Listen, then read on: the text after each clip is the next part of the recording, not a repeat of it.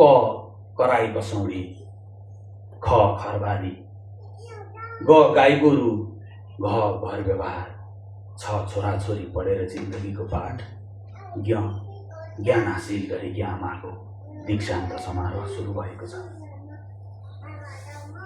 समारोहमा आएका सबैको हातमा फूलको गुच्छा छ, सबैका आँखामा विशाल समुद्र विराजमान छ। भर्खर रोएर फुलिएको बच्चाको घुक्क घुक्क छ मानिसहरूको घाँटीमा। आमाको सम्मानमा मर्स्याङ्ती गीत गाइरहेछ, छालहरू ठोकिएर ढुङ्गामा सलामी दिइरहेछन्। चराहरू पखेटा फटफटाएर बजाउँदैछन् शोक धुन। यति बेला आमा चुपचाप छिन्। यति बेला आमा चुपचाप छिन्। आज ऋण तिर्ने सुरमा छ दाउरा, जसलाई आमाले जिन्दगीभर बोकिन्, आज उसले आमालाई बोकेको छ। आमालाई आज कुनै हतार छैन। डाँडामाथि घाम आउँदा घामै छोपुलाचे हतारिने आमा आज घाम उदाउनु र अस्ताउनु उदासीन छिन्।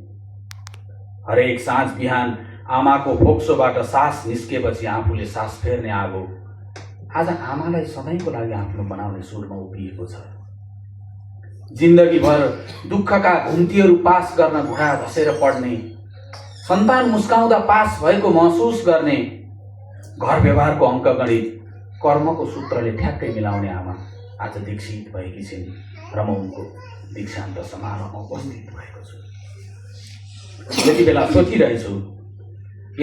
सोचिरहेछु जसले देशलाई देश जस्तो बनाउन आफ्नो वास्ता गरिनन्, आफ्ना ओठका लालीको परवाह नगरी पहाडका खोप्चामा गुराँस फुलाउन लागि परिन्, गाउँको सौन्दर्य मर्न नदिन कमेरो र रातो माटो लिपिरहिन्, संस्कृति जोगाउन आँगनमा तुलसी उर्काइरहिन्, सरकारलाई सरकार जस्तो बनाउन आफ्नो चक्रको बलिदान दिइरहिन्।